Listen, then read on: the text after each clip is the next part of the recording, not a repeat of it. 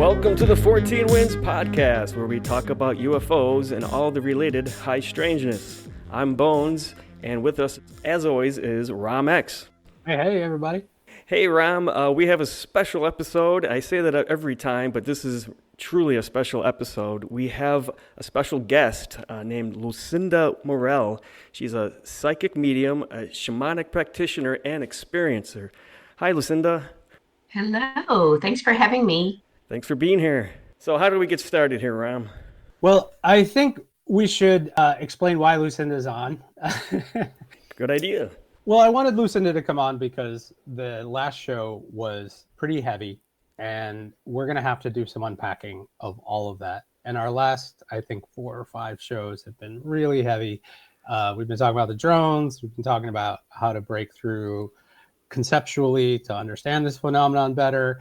And I thought it was the perfect time to take a big step back and remember how this phenomenon affects people.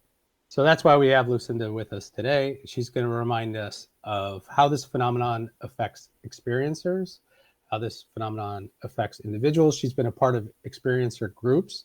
She's been a part of helping people adjust to a reality they didn't understand. Right. Lucinda, if you want to lead us off with a little bit about yourself, and maybe you could start with the history of your experiences. Ooh, the history of my experiences. Geez, where to start? Here's the interesting starting point is that when most experiencers, I think, are lifetime experiencers. And so when you're kind of a lifer, you don't know that you're different from other people. There's some like intrinsic things about, I think, people like me that don't often get called out because it's maybe internal or it doesn't until it's really expressed, right? So I was the kid, for example, that had a lot of imaginary friends growing up.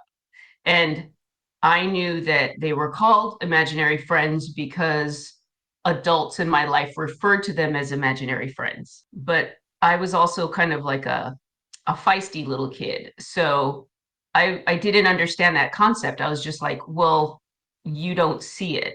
It's there, but you don't see it. And having to kind of explain that was getting tiresome. And so it was like I never had the thing of this kind of shaming that happens to kids when they see something and an adult tells them, no, that's not real. And then they're just like, oh, I guess that's not real. I think growing up the way I grew up, I knew quickly that not all adults could be trusted. And so I was just like, well, you don't get it. And so something about that upbringing, I think, has shaped where I am today. There was no moment where anything was kind of like turned off or shut down. Gotcha. It was just me deciding, if you don't see it, it's not worth my time to talk to you about it. Right. Understand.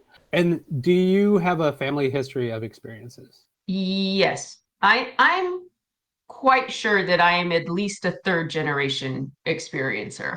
My grandfather passed away. My paternal grandfather passed away before I was born. But there are hints in some of the things that he used to say that now looking back, I'm like, oh, I think something was happening there.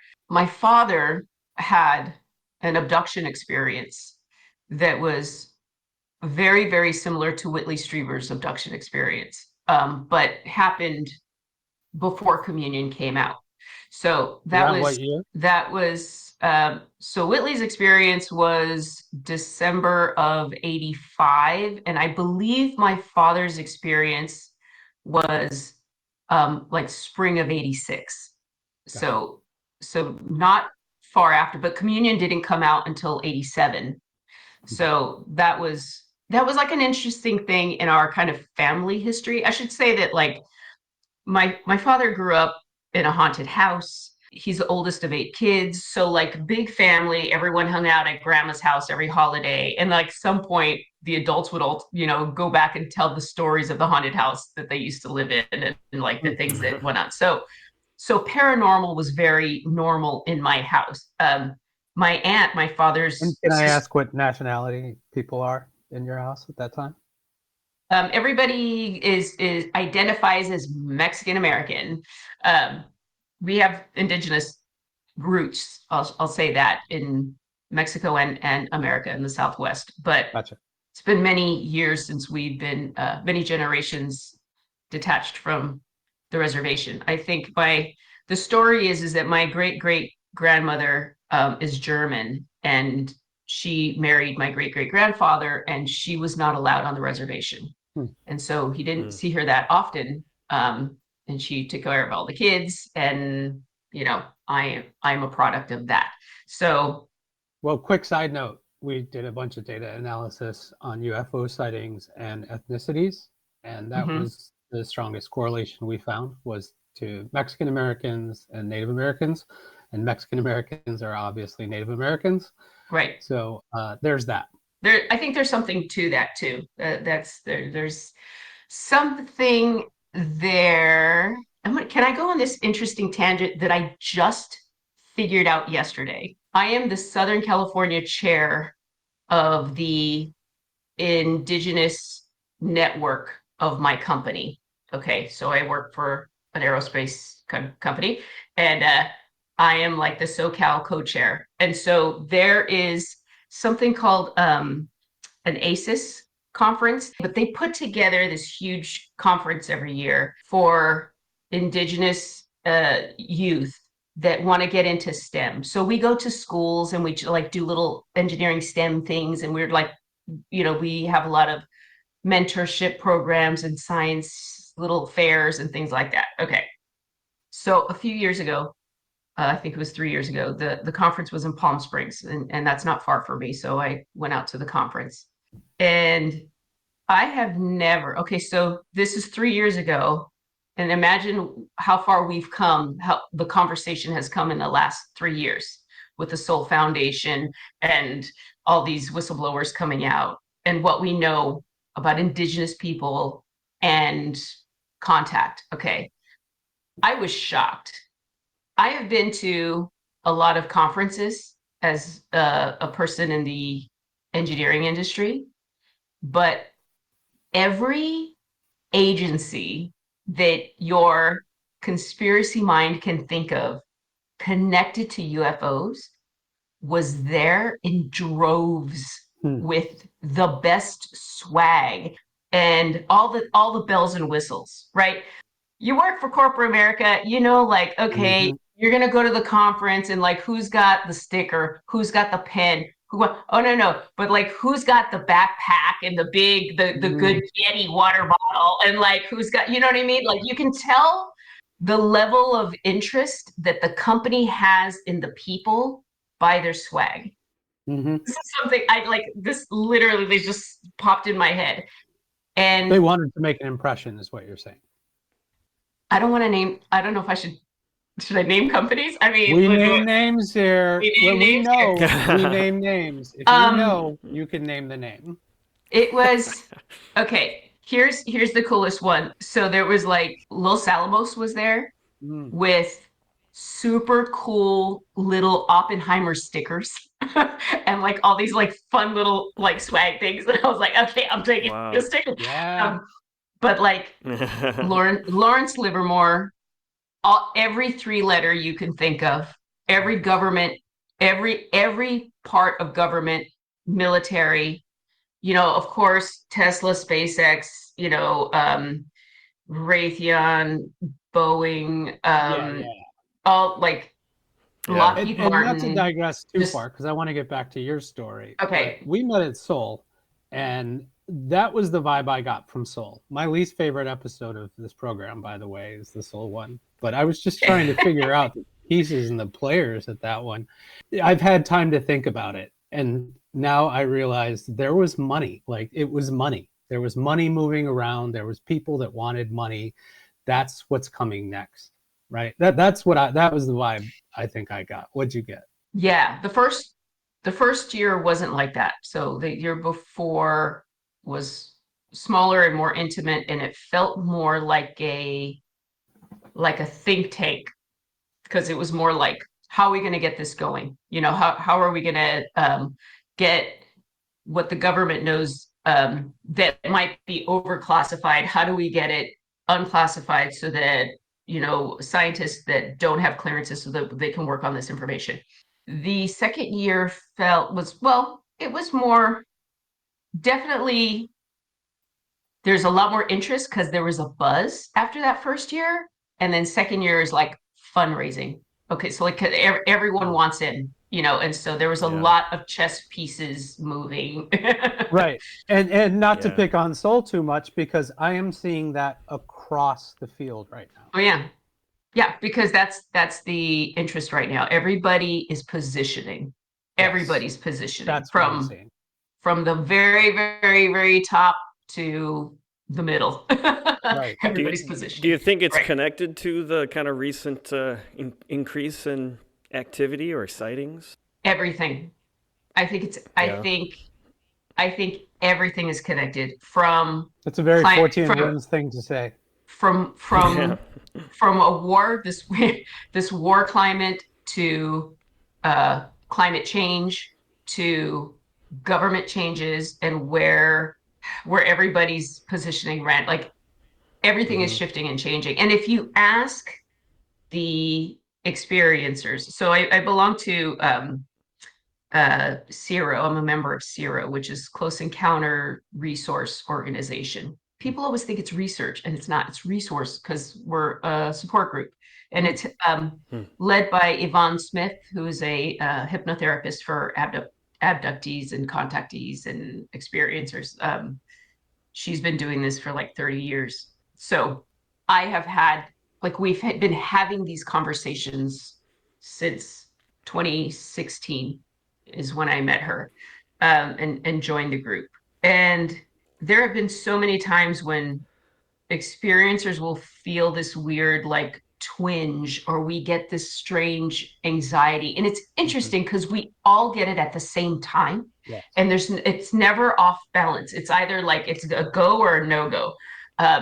It happened before the pandemic, right? And a smaller group of us were just kind of like, what's this thing? I remember in August of 2019, a small group of experiencers, there was about 5 or 6 of us, were like, what's the thing? And then I don't know, what is this thing? I don't know. But I just bought like 4 packs of toilet paper at Costco. And then like another one of us bought stock in Moderna. I just like moved a bunch of shares, I bought a bunch of shares of it. Like we were just doing this weird stuff that made no sense. Just to verify what you're saying, you and I, for weeks during the New Jersey drone event, were emailing with each other, and we were telling each other at what time we were waking up, because we were waking up at the same time, ready and alert to receive some sort of messages. And it was 4 a.m. for both of us. And it was going on for weeks. So we were like, did it happen to you today? Did it happen to you today? And so I can verify that that's happened between us. Yeah, it happens. And I have this weird thing that has happened since an experience. I had a strong contact. The last big, what I call teachers, when the teachers come. And the last teacher came in like Christmas of 22. And ever since then, there's like, my bed has this weird like nightlight. Those little LED things, you could push the button and it changes all the colors. Those LED nightlight things. Okay. Right. Yep. So there's one, I guess, that's under my bed. So it's like a bed nightlight, whatever. But the remote is on my night table, or it'll be on my husband's night table. Doesn't matter. I'll wake up at like 4 and I'll be thinking. And then when I get to the thought that I know it wants me to know, it turns on the light, and the light is always green. Like you can set it to be like red, or you can set it to whatever color. But if I have the thought and I know it's that, and when I met that contact, the light turned green. And so now like it speaks to me in a green light. So I know that there are some researchers out there that are studying colors and how people's experiences go, and then how the colors of the orbs affect them. So I'm really interested in seeing what they produce with those studies. Yeah. What colors have you seen? The first one I ever saw, and I didn't know it was UFO. This is when I was in psychic school, because my trajectory is like, first, I'm 38 years old when I find out I'm a medium. Like I just thought, I never bothered to share any of it. So then 38, I find out I'm a medium. And then I also, coming from corporate America, I'm like, well, how does one do this? And what is the ethical practice? And what do you like, I don't want to just blindside somebody with information. Like, how do you do this? And so I found a teacher who she handpicks her students, and so it was like a 2-year program in Santa Monica. I call it psychic school. I refer to it as psychic school. We had to do all these different modalities. She said, you'll do no mediumship in my class. And I was like, okay. I didn't know what that meant. But so the way it works is that you are learning a modality and then you're putting it into practice. And the way readings go is that, like, you cannot lead the witness. The way a reading would work is that there would be 3 readers, and they're in 3 folding chairs, okay? And we're in position and our eyes are closed. And then there's 1 chair in front of us facing us. And so as your eyes are closed and you're in your kind of position and you're ready to do the reading, then the client, the teacher, you hear the door open and the client walks in and sits in front of you. And then it's just like, go.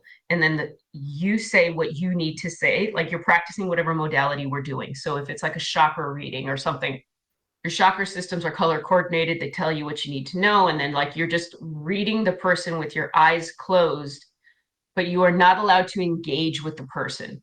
I'm not saying like, well, is this your mom, or how will like, there's no interaction. You're saying this, and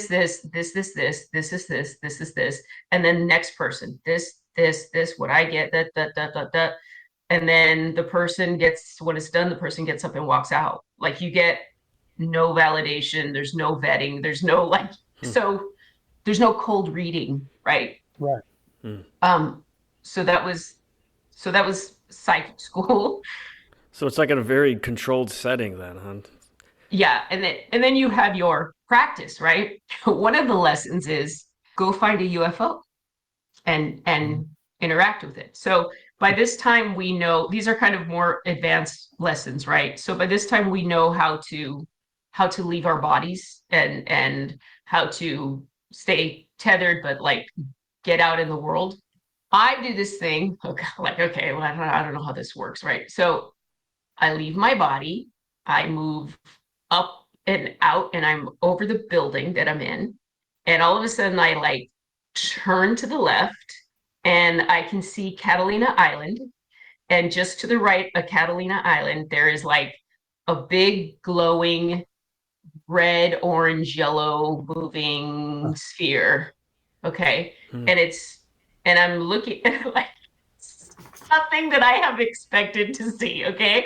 Because all I know is what culture knows of UFOs, flying saucer, Sure. the triangle, that kind of thing. And so I see like because it looked like a metallic sun, but it was moving almost like a marble kind of color. Mm-hmm. Like a plasma, right? Like, yeah, exactly. Like a mini sun. Yeah. Yeah, like a little mini sun. But you can see the colors. You can see the swirls of the colors in it, and I say, hello, because I'm just like, I'm supposed to interact with this thing. And I say, hello. And it says a greeting, just like that, in that like flat tone. It says a greeting. And that like took me back, because I wasn't expecting to interact with it or like hear anything. Like, and then was it telling you that you were saying a greeting? Question. Or was it saying greeting, right? Was it saying hello back, or was it translating what I said and I could hear it's mine or something? But like it said a greeting, like really flat, like no tone or intonation. And then it dropped into the water. It went into the ocean. And I was like, and nobody knew what USOs was talking about that at the time. But I was just like, it didn't go up in the sky. It didn't go to space. Like, and so. Right. What year is this approximately? This was in 2014. Okay. I think 2013, 2014. Yeah. Okay. But today, in 2025, this is like a hot topic of discussion, right? The hot topic. Yeah. All I know is that I didn't know this was a thing when this happened. And here's the tell, is that after you do your exercise and then you come back into your body and you take a little break and you drink some water and then we regather and the instructor asks, like goes to each person, do you want to share, right? She's going to all the different people in my class and the students are all saying, no offense, but they're like, I met a Pleiadian and they were so lovely and beautiful. And like, I saw it and I felt so much love and joy, and I met I saw a gray, but it was a loving gray. And I was on planet, whatever. Like, and I was just, and I, each person is going saying this stuff. And I was just like, oh my God, I messed up. Like, oh, this, okay. So it turns out I am the ancestor of Pocahontas. Oh, right. That's what UFOs told me. Really? No, I'm kidding. Really? Oh. Listen. Don't do that. Listen. I've heard it all. Wrong. Yeah, right. You can't even joke. Like, I've heard it all. Right. But now, yes. Do you think that those people are wishing? Do you think that's just wishful thinking? Or do you think that they heard something or interpreted something? I think that the way this is playing out plays out individually with a lot of people, and there's a lot of manipulation, and that's why I'm very skeptical of all of it. But okay, so wait a minute. So she gets to me. So there's multiple things. Hold on. There's multiple things happening there. Oh, hell yeah. So what you're saying is that there's genuine experiences. And then there's people who are having a genuine experience, but being manipulated by the phenomenon. And then we have delusional people. Yes. Fair. Yep. Makes sense. Yep. I just want to set the field for everyone, because I think you and I have come to that conclusion. Mm-hmm. And not everyone has had the amount of time with experiencers that you've had. And so they're probably seeing this online and they're like, can I believe these people? Are they all telling the truth? No, they're not all telling the truth. Some of them are mistaken. Some of them are being manipulated, and some of them are having genuine experiences, and it's messy. Yes. So that's from the experiencer side. From the audience side, we'll say that. From the audience side, it's all demonic. It's all like, there's a very, or it's all true. It's all true. Yes.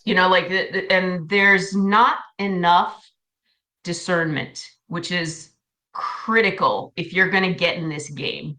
Right. And I think we also have to be able to say to one another, which I have said to very dear friends who have crazy woo-woo stories. I love you, and I've had my own crazy story, but I find your story really hard to believe. And I think it's okay for me to have, I think we could still be friends. You should say that. Yes, that's respectful. As your friend, it's my job to say, listen, watch it, because that's off, even for our craziness. You know what I mean? It's too far. Yeah, you're allowing something to run away with you here. Then it's not the phenomenon. And we've encountered someone like that together, Lucinda. I don't know if you recall that, but we had to steer somebody into saying, you're confused, I think. I don't think you're having a negative experience, or I don't think you're having a paranormal experience. I think you're confused. Yeah. How is that accepted usually? Is it hard? Oh, they don't want to hear it. They don't want to hear it. They don't want to hear it. So in my shamanic practice, I will get people referred to me. So I have people that are practicing, and they are light workers kind of thing, right? And which is kind of the opposite of what I do.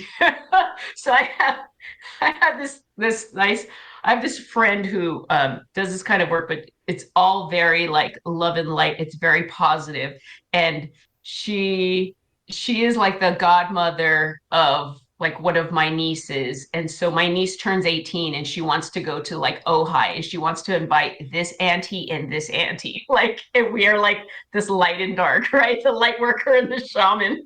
And so she and I like went out for coffee one of the mornings in Ojai and like kind of hashed it out, because she was like, well, but you're inviting things in. And I was like, you are ignoring your darkness. How do you find balance if you ignore, if you're so afraid of this conversation? Like, you cannot. I have a serious problem with this. We've been fighting with it on our show. And I would just like to say, and not be obtuse for a moment, and say, there are conceptual plans on that Alien Abductions, The Switch article on how to blast a demon out of a person. So we cannot have that conversation unless we take it head on. Yeah. I mean, that's the thing. So I get people, she refers me to people that say, I am possessed by a demon and I need you to get it out. And I say, okay, so here's what I'm going to do.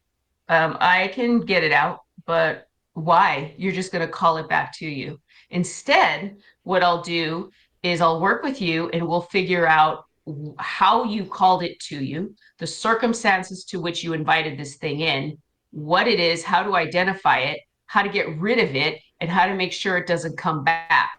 And they never book that session. They want nothing to do with it. They want nothing. Is that because they don't want to get rid of the entity?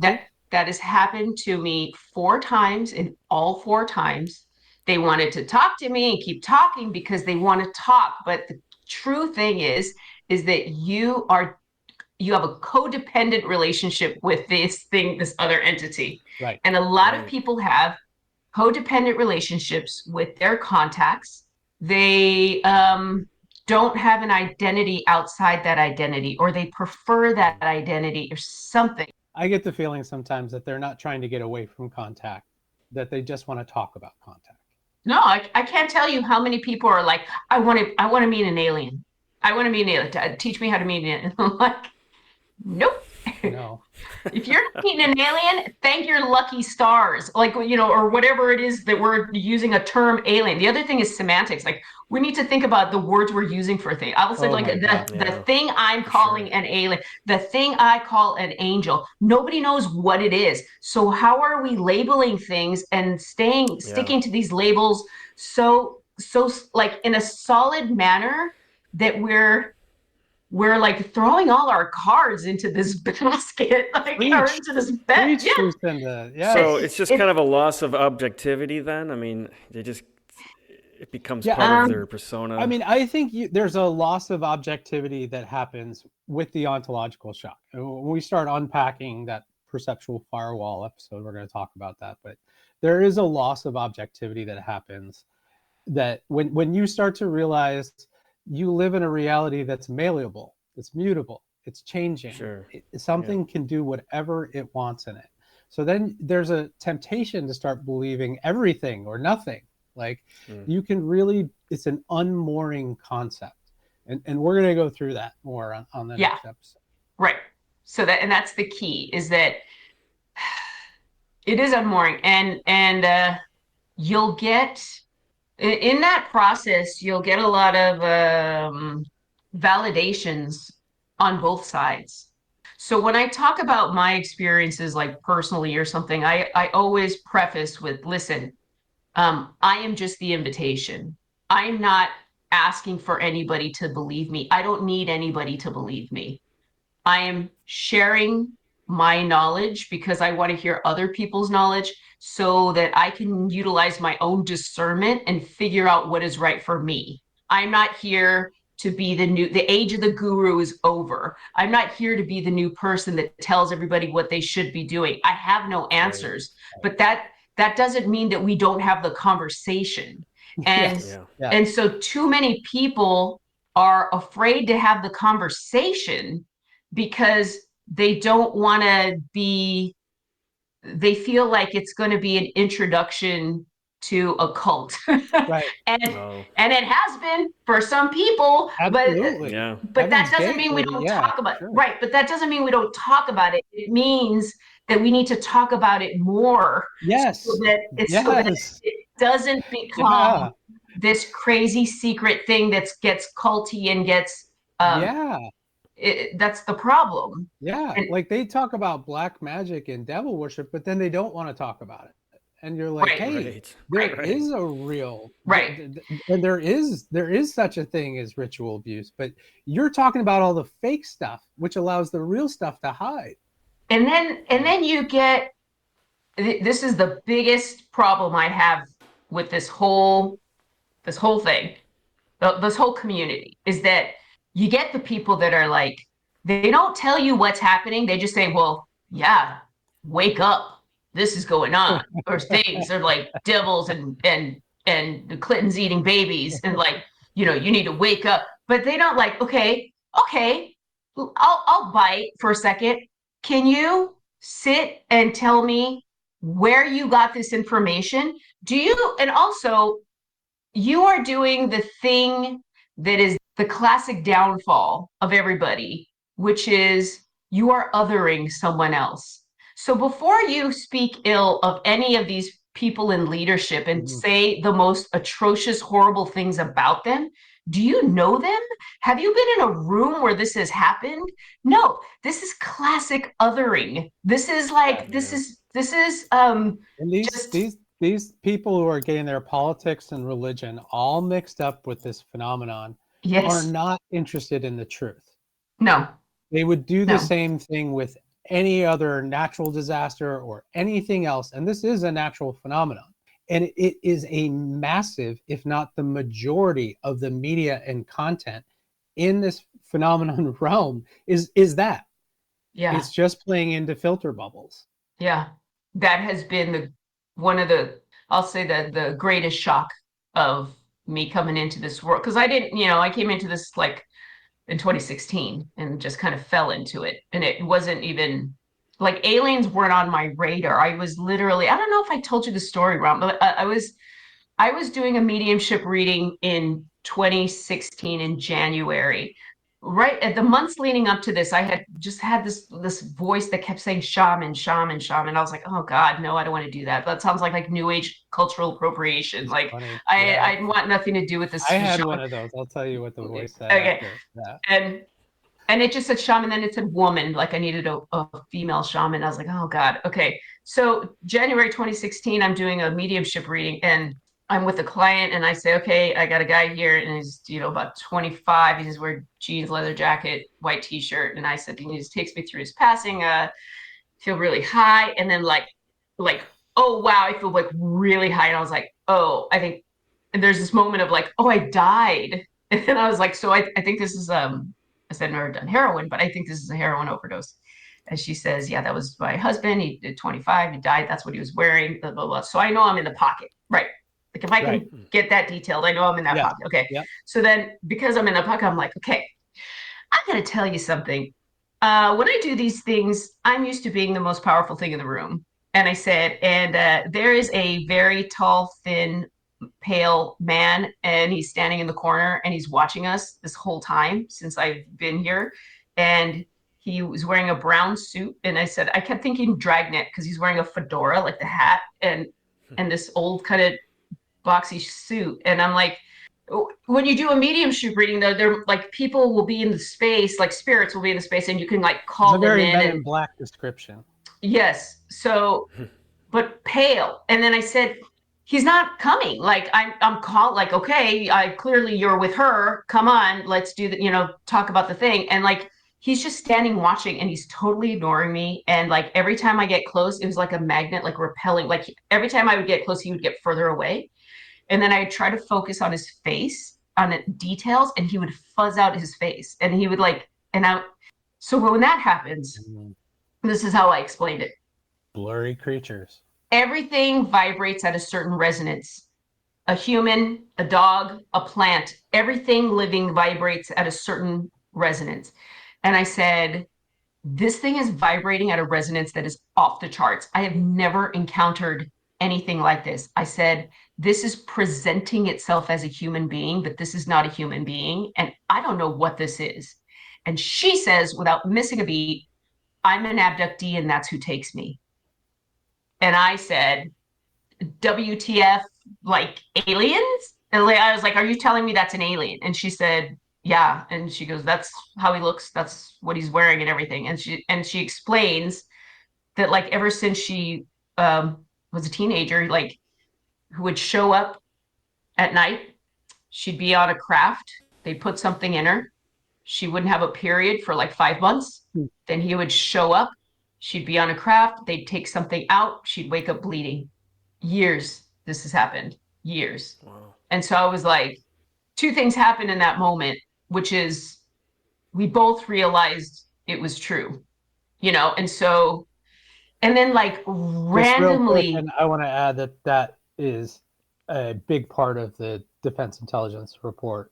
Anomalous effects on humans of UAP, that is specifically mentioned. Pregnancies and complications related to pregnancies that never appeared is specifically mentioned in the Defense Intelligence Report.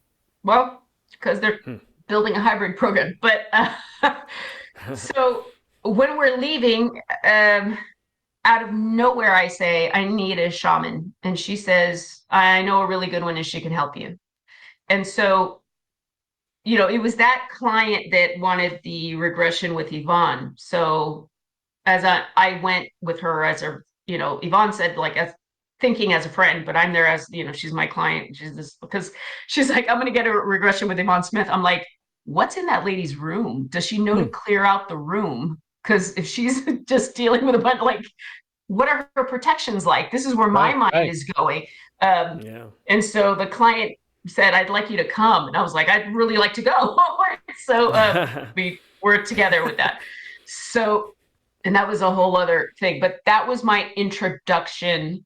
I guess my point is my introduction to this whole ET world was also my introduction to shamanism. And I have needed both. I cannot do one without the other.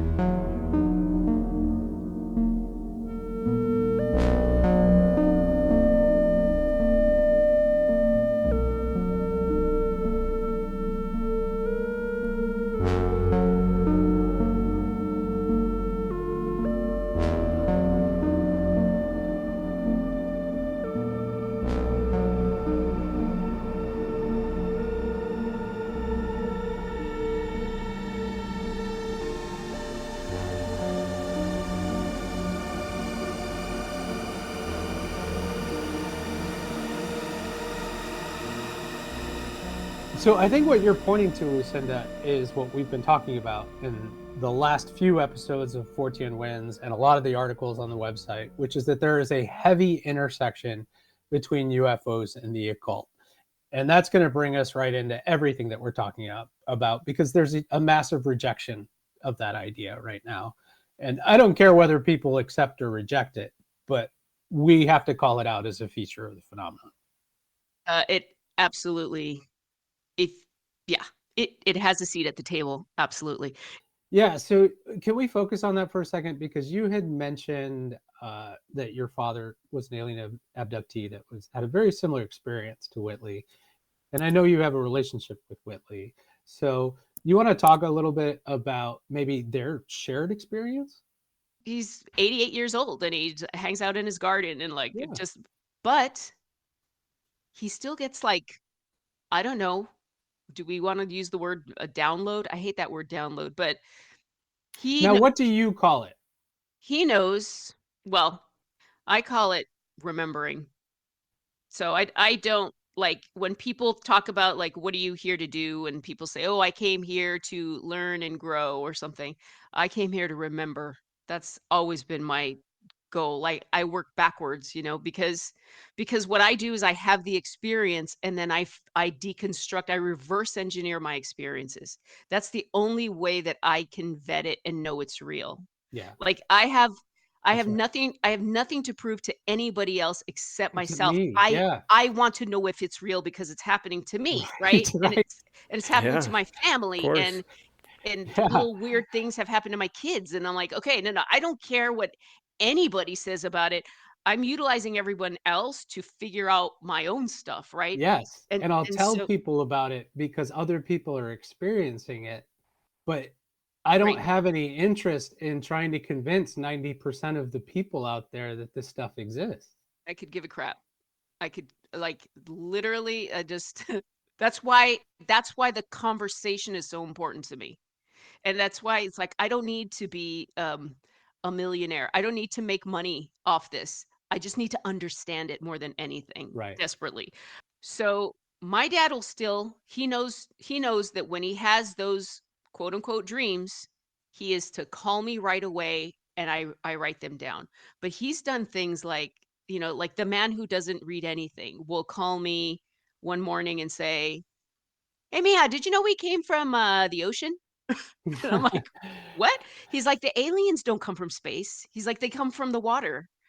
And I'm Hmm. like, "Okay, my notebook, say more, Dad, right?" Yeah. And he tells me these stories. Like, he's like, "Well, we used to live in the water, but some of us decided to come up to the surface and we were banned. And so now we can't breathe underwater anymore." Or like, just like he's, That's a good and one. so he's talking about like a breakaway civilization of like Yeah. ETs that like live in the water or that come from Which is under Earth. some Yeah. variation thereof is extremely common, right? Right. But the interesting thing is how different they all are, which And he leads us back into the psyop that the phenomenon's playing on us all. But he doesn't know that it's a thing, right? Like, so interesting, which also could be that he's tapping into some sort of, okay, let's play your game, psyop consciousness, right? So if the psyop is there, he's somehow drinking the water and he's not yeah, connected in that community. right. So where's he getting it from? So Like, he has no Right. ability to discern. When these beings tell him something, he just takes it at face value, right? You he just have takes it and tells me. He's yeah, not going to do anything with it.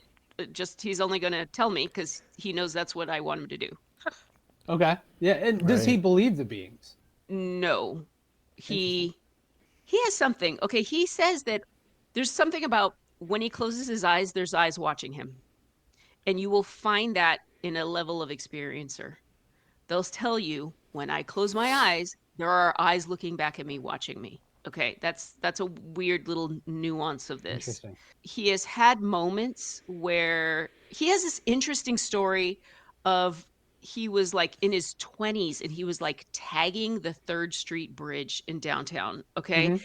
And he wanted to get to a place where no one could get to. And so he climbed up these crazy rafters and got to like this center place and was able to like write his name and then realized he couldn't get down.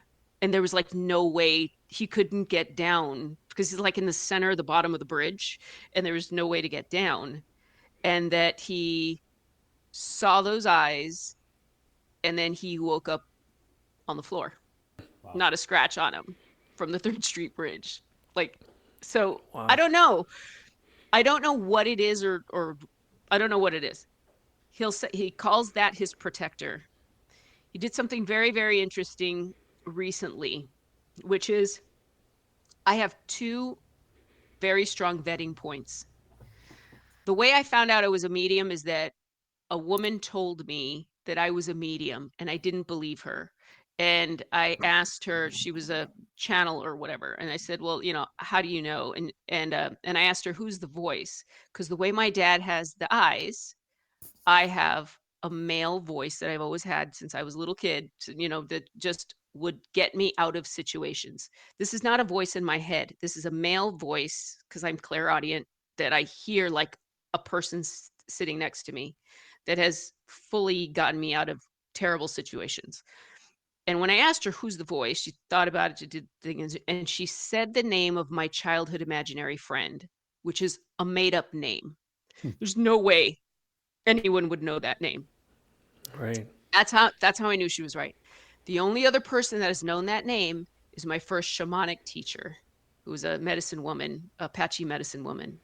Okay, she also knows that name. That name hasn't come up since I was little kid. And just recently, during the drone stuff, okay, this is what's weird. My dad calls me and he says, just out of the blue, hey, remember your imaginary friend? And he says the name. And I'm like, like, I was like weird because, hold on. And I said, you remember that name? Like, keep in mind, my dad's got dementia. Like, this is not supposed to, like, and he said, I had a dream that was like a memory. And he said, you were about 2 or 3 years old. You had just started like walking and talking. You were like a toddler, and you were sitting in front of the fireplace, and I was sitting in the dining room doing something, and you were on the floor in front of the fireplace, in front of the fire, and you were having a long conversation. You were just talking and talking to somebody, and having a long conversation. And he said that he asked me, he's like, hey, who are you talking to? And I said the name, and he said, do you remember that name? And then I said, yeah, Dad, I know that name. But my dad doesn't know any about this other stuff, right? And I go, yeah, I remember that name. And I said, I'm surprised you remember that name. And my dad said, he's your protector. Like the way I have the eyes, he's your protector. And I was like, okay, Dad. But it was Wild. out of left field, like that just came out of no, and that Yeah. happened when all the drone activity was happening. Yeah, let's talk about that for a minute, because you and I were discussing, and I really wanted to know from you, because you're in touch with a lot of experience on the side of mediumship, on the side of experiences, on the side of contacts. What have you been hearing from the community, if anything? Negative results are also interesting. So we've had some conversations, what, I don't know how much to say. So at the Soul Foundation that first year, when I tagged up with Whitley, right, and we had lunch, and I said, okay, Whitley, I need to tell you something. And he said, okay. I said, you know how Annie said, Whitley, this all has something to do with what we call the dead? You know, that famous quote, that Yeah. Anne Strieber quote? Okay. I said, Whitley, this has something to do with what we call religion. And the drone stuff on one side was to get the masses to see that something was odd. And speaking of Whitley, like, he was kind of saying, like, I'm pretty sure this is them saying, like, you have lost grip of the narrative. He made a good Yes. point. He said the two thing that all the experiencers, all the ET contacts of everybody, they have the two common things that they say all the time: take care of the environment and no nukes. Mm-hmm. And with the current administration, it has been very clear that those warnings are not going to be heeded. Okay, and so then the drones happen. That drone activity actually started in the UK a couple of weeks before Souls. Where that has led me to pay attention to is not the drones, because I go by the Wizard of Oz principle of, like, I'm looking for the man behind the curtain. So while y'all are talking about drones, I'm trying to understand from the experiencers that the government is very curious and interested about. There are certain experiencers that garner attention and close tie friendships and Uh-huh. What you think about that? I think personally, I'm not your party trick. I'm not here to prove to you what I can do. Um, I know what I can do, and I know that when I do it, it's really not me doing it. It's Right. what I would call a grace. If I am in the right pocket, like I talked about before, if I'm in the right pocket and I can align with something greater than myself, then good things happen. And But this it's a shared decision, isn't it? it is a mutual shared decision. Okay, I had to this ties into the occult stuff. It was really bothering me that I have a really negative reaction to when I hear people talk about magic, like this occulty kind of magic. Okay. And it would grate on me. And I don't like things that grate on me because I don't want to be that kind of person. So I was like, okay, Lucinda, you're ignorant about this subject, this thing called magic, and so start talking to people and try to understand it. So as I was understanding it, I came to some conclusions, and I talked to some magicians, and I was like, okay, how does this work? And they were talking about these, you know, practices and getting into this. You practice and get into this state, and then you do your incantation, and then you are calling something to you, and you are binding it, and you're essentially telling it, I'll let you go if you do this for me, or I'll do this. And that is like, to me, I'm like, what? Like, why? Why don't you just ask? Right. The whole idea of binding This is just idea of binding is, and I was like, do you want someone to do troublesome. that to you? Like, would you Yeah, want that? right. It And seems so, like you're poking the bear. That's and yeah. so what I discovered, or here's how I figured it out for myself. I call it magic with a C versus magic with a K. Okay. Right? Okay, you know what I'm talking about. Yep.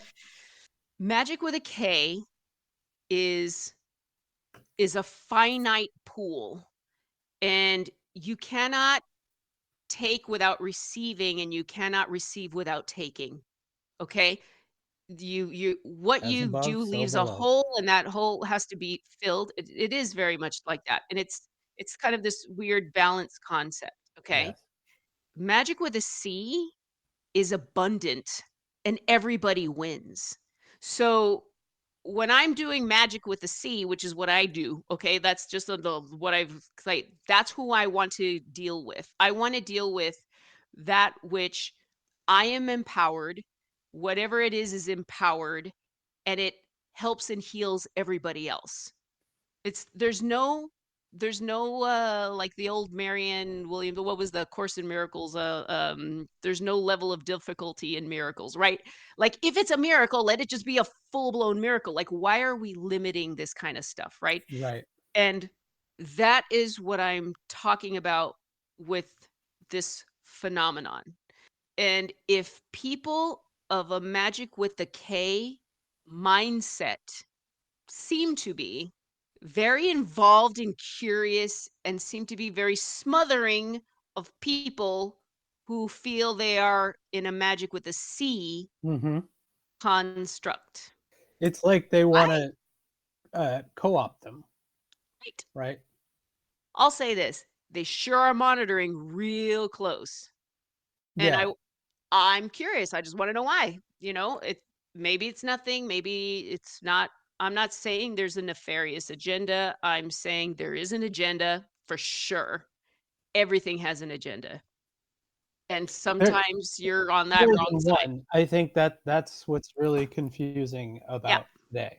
Yeah. And we're seeing everyone pop up with their agendas, which we should expect. Or let's call it like it is here, which is it looks like something is coming. Yeah.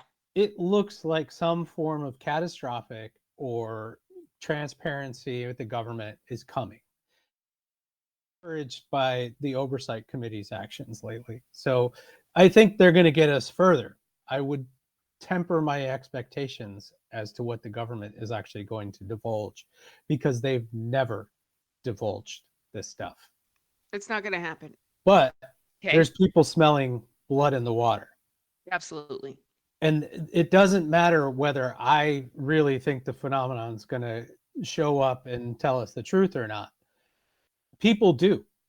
And as they see that there's a real possibility of this, they're all lining up with agendas of their own.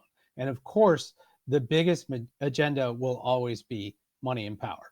Right. That's where I think we're not getting it too much. So one of the first big lessons or teachings, whatever, that I got was to work from the inside out, right? And the way things work is that we cannot work from the outside in. We have to work from the inside out. So that's why I've always worked to reverse engineer my experiences. Have it first, and then I don't want to read too much about anyone else's story. I don't want to know what's out there. I want to have it, and then I want to go find the thing. Okay, so I've seen an entity on the reservation, which is not, typically you have these like etheric things, third eye kind of thing. No, I've actually physically seen a little humanoid being in an area.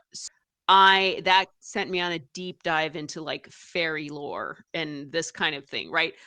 Before it was just story stuff, but I need to have the experience and then reverse it and then go. Now I'm doing all the research on the thing and Yeah, talking to what people. caused you to research fairies was the experience itself. It wasn't Right. an interest in fairies that then led you to an experience. Right. And I think that that's really important. It's critical because if I really, really love fairies or Bigfoot and I do all this research and I want to see it, then I can easily call something to me that'll just present as a fairy or a Bigfoot. And Right. now Oh, I've I had see. it. Yeah. And now it's got me. Whatever that thing is, it's So got me. is that the magic with the K then? That would be the approach. I would call that the agenda of something. I think that goes into Okay. the agendas. Yeah. Yeah. Yeah. 'Cause But it's the agenda, the great agenda, or the big mysterious agenda here is what the phenomenon wants, and Right. that falls under that. Like, But we know what it wants. It Mhm. wants us. There's definitely a reason to keep us around. I don't know what that is. And Right. I mean, there is a What do relationship you- for sure. yeah. So a lot of the things that we've discussed, Lucinda, would run parallel to or smack dab intersect with the occult. yeah, there's something to that. And I I think mean, it- mediumship, right? I think is considered part of the occult. And you've expressed how that seems like telling somebody that the way that they breathe is occult, right? Or the color of their hair. What I'm finding interesting is that there are people that work very, very hard to have experiences that I've just stumbled upon. And I think there's something to that. I don't know what it is. I've So like you're interested in experiences that weren't brought on by somebody's interest, that were just sort of truly anomalous. yeah. Okay. Yeah. I'll say that I think because of that, not saying I'm special in any kind of way, but I think that gives me a certain level of responsibility. Hmm. Like I said, because I'm only trying to prove it to myself, right? Right. And so that gives me a responsibility in that, like, okay, you have an invitation. Again, going back to the invitation, right? I have this invitation to understand this thing. So I should be doing what I can to understand it. So do That's you think my you're whole out there journey. looking for people like Yeah. yourself who had experiences that they don't understand, that they didn't invite, and are now trying to make sense of it? There's something about that level of ontological shock Hmm. that resonates with me. And there's something about it that that you can't fake and Right. that you can't have a kind of a weird dissociative disorder or like a mental there's Sure. something that's not a mental process about that. I call it like the mark. Hmm. Like, this person is marked. Like that's It's interesting that oh boy, we could go off on that direction. I've talked a little bit about some experiencers and abductees that showed something on their body that looked like a brand. And, when the beings would show up, it was like a brand, and it would kind of show that who they were belonged to. I've heard of that. We all have our weird little scoop marks or little strange patterns on our Very strange. bodies. So if there's someone out there like in the situation that I just described, they're experiencing something, they didn't ask for it, and they're confused by it, and they wanted to talk to you, is there a place they can reach out to you? Yeah. Okay, so I have lucindamorel.com, which is my little website. It's like I'm working on it. They can But it's find got your me. email on there, so who cares, right? They know who you are. I think it has and- my email or it has social media. Ping Okay. me or get my Yeah. email through Ram Yeah. or Yeah. somebody. And you Absolutely. said you're writing a book too, right? am. I'm writing a memoir that kind of goes over the whole thing in more detail. I realized that to get a seat at the table, you can't have a business card anymore. Your book is your business card, and so and Right. it's also better because then people just know your story when you come into the room, and then like you can Right. get to the real conversation. Right. I'm just trying to get to the meat of the conversation. I don't want to talk about myself too much, but yeah, I just point to Fortean Winds now and say yeah, it's that's all great. right there. That's my credibility on the phenomenon. Beyond that, I don't know why you would care who I am. Exactly. That's my point. Well, that's why like with the readings too, I never advertise or anything because my intention is to help, right? And so the way I see it is that if I can help you, you will find your way to me. And then Right. we can go from there. And that eliminates the middleman. That's what I'm talking about, the abundance thing, the magic with the C, right? Like, Love it. okay, Yeah. I'm not going to waste your time. I'm not going to waste my time. If we can help each other out in some way and everybody wins, then you will find your way to me. And that's how it Right. goes. Yeah. Well, this Yep. was really great. And I really enjoyed the part of our conversation when we started kind of dissecting the UFO field right now. I'd like to do that with you more sometime. Maybe you can Yeah. come back. Okay. And I think that's helpful for people because the public is just getting over sensationalized clickbait. They don't know what to believe. They're getting a lot Yeah. of people with their own political or religious agendas telling them the story that they want them to hear and the actions that they want them to take towards it. So they don't know what to believe. Yeah. I think it's helpful for all three of us to just sit here and go, okay, this is what we've actually seen.